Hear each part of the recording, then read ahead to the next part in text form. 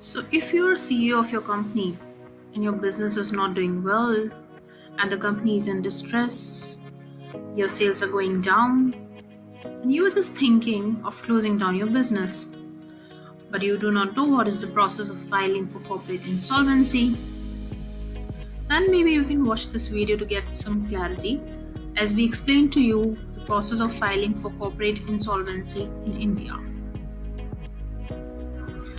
So, the first question is, who can file the insolvency application? So, if the company is in distress, it can proceed to file its own insolvency. This is called insolvency by corporate debtor.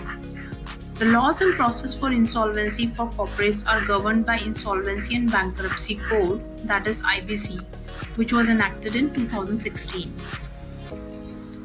So let's understand who else can file for insolvency against the company. So the next applicant could be lenders of the company. Lenders like bankers, financial institutions who have advanced loan to the company can file for its own insolvency. This is called filing insolvency by financial creditor. So the lenders can file petition against the company for insolvency only if there are defaults in repayment of any debts owed to them. It is important to note that the amount of defaults was originally rupees 1 lakh and it was raised to rupees 1 crore in 2020. So if the minimum default is something beyond this threshold limit, only then your lenders can drag you to insolvency. The third category of applicant could be the creditors of the company who have not received their dues and the company is in default with them. These may be your suppliers or your vendors or the people with whom transactions are done in ordinary course of business. If they file the petition, then it will be called insolvency petition by operational creditor. Again, the threshold is same and the defaults in non-payment of their dues is 1 crore or more.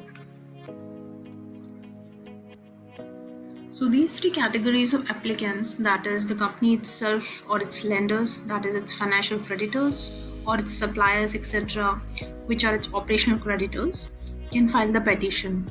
So the process starts with filing the application with the relevant authority, which is NCLT. NCLT is National Company Law Tribunal. Now it is with NCLT to check the merits of the case and either allow or reject the petition. Tribunal would ascertain the existence or not of the default and see some other parameters in order to decide the fate of the application.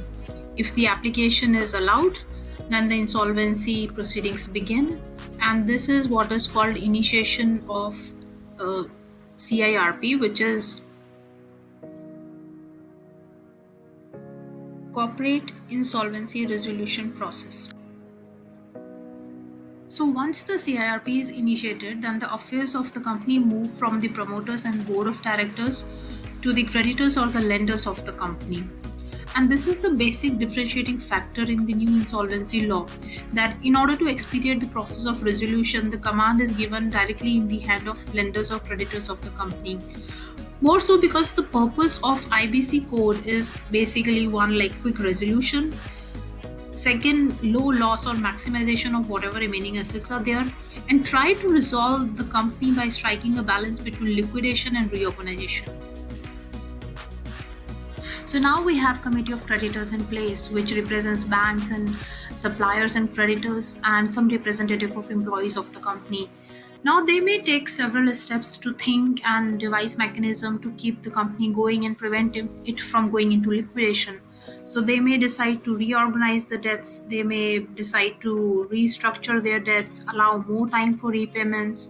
Markets can be explored to find buyers for the company to keep it as a going concern, and if a good value can be fetched for its assets. During this process, an insolvency professional is also hired who runs the company and reports to the COC. So, insolvency professional acts as a CFO and the committee of creditors act as board of directors of the company. So, after all this due process, if no revival options are left and there is no way of keeping the company as a going concern, then as a last resort, the company goes into liquidation. And with this, the CIRP or the insolvency process ends and the liquidation process for the company begins.